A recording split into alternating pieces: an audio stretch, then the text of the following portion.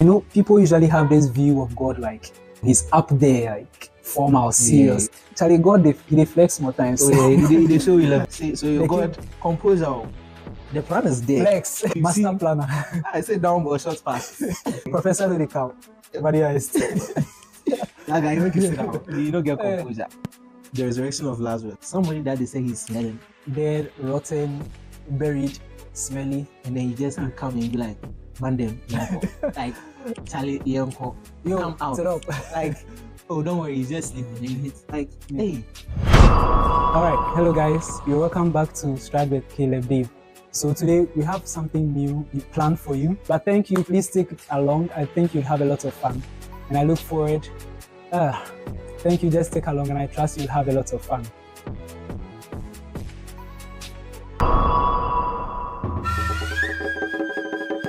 The resurrection of Lazarus. Yeah. Even we heard about it like 2 days ago at church. Okay. That was Friday. And then I understood something that even with that one crime, there were levels to it, there were stages. Okay. First was them telling Jesus about it. Mary, Martha telling Jesus Yes. about it. Him coming there. It's like they've told him their problem, but they didn't want him to solve it, or they didn't think he can solve it. This is a very key point. Did you get it? It's a very, very major point. Like you see Top Down, you are with Top Down. Yeah. You have this issue. Yeah. You are just telling him your issue. It's like you're not looking for a solution. I think usually it's a problem we face where I don't know, we feel like we should just complain to God. Yeah. Like it is over. So we are just like you said this is it. So why did it happen this way? Yes. But then not necessarily even looking for the solution to the problem. It's like, you know, this was supposed to happen. Why didn't this happen? And then we are crying. But then it's like, so do you want me to solve it? Yes. Or you just want to cry? You want me to cry with you? Or you want us to sit down and look at the mistake or the problem? Like that's really deep.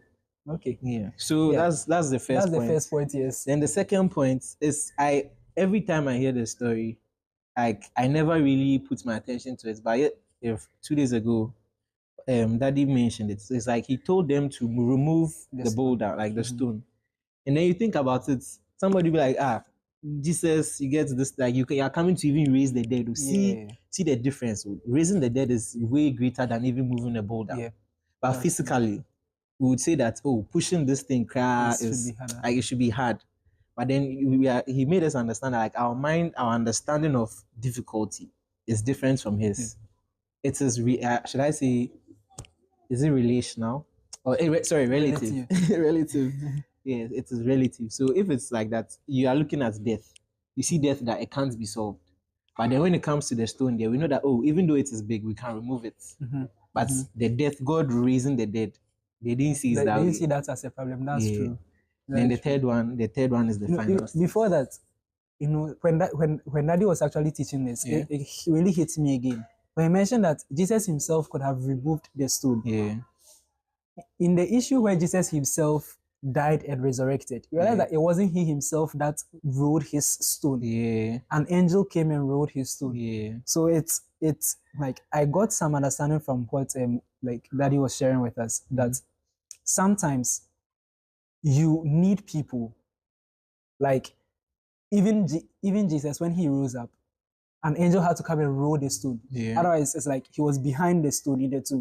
He could have passed through the walls because when he rose up, he was able to move through walls and all of that. But an angel rolled the stone and sat on it. You get it? So sometimes we always need people. Like no matter what the problem is, we shouldn't throw people away. Yeah, it's just something on the side I also picked from that story. Okay. Yeah. Then I'll add it to mine. So 4 points. 4 points. So the last solid points. The last one is where the whole thing is. Okay. Like somebody that they say he's smelling.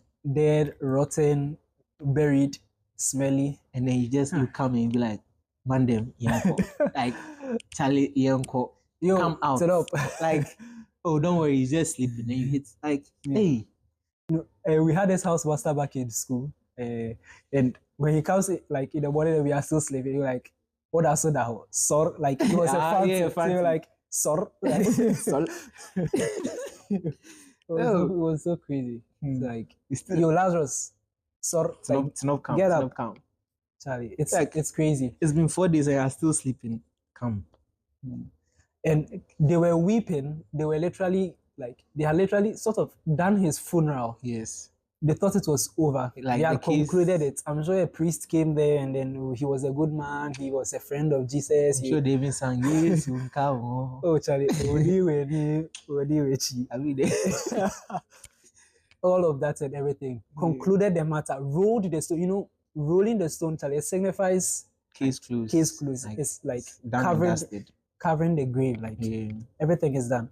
But then he still came in, and then show of the day. The enemies, there's 5. There's Okay. always hope. There's if God hasn't said it has ended, it hasn't ended. Flexing on me. Yes. If Yeah. he says it's done, it's done. If he says it's not done, it's not done. We can't say that too. That's true. That's true. We can't say There was that. one last thing I was going to say, since I've forgotten. Mm. It had to do with his prayer when he goes like, Father, thank you that you always hear me when I call. Mm.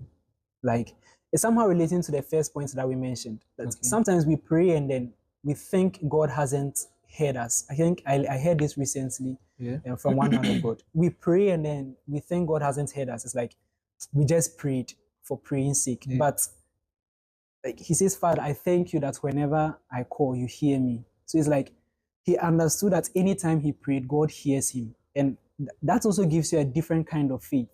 Like imagine we walk about fully knowing that whatever I pray about, God really hears me. He actually hears me. Yeah. Then I wouldn't fret much. I wouldn't like be so much worried about life. I don't know if you Yeah. feel me. I think that you need a certain understanding to get to that point. Because honestly, if we are to hit the streets right now, I don't think the understanding people have is enough for them to say that. Yes. And then that's God where hears me. the whole thing comes in. There's a lot of people, like the work needs to be done. We need to go out, we need to put in a lot of efforts. Yeah. So it is, if you have the understanding, God doesn't have to tell you that it is your job to make people understand. Yes, that's true. So yeah, Charlie, in Sakona and Saba, Jehovah El-Steeze. top down himself. Charlie. Okay. Yeah.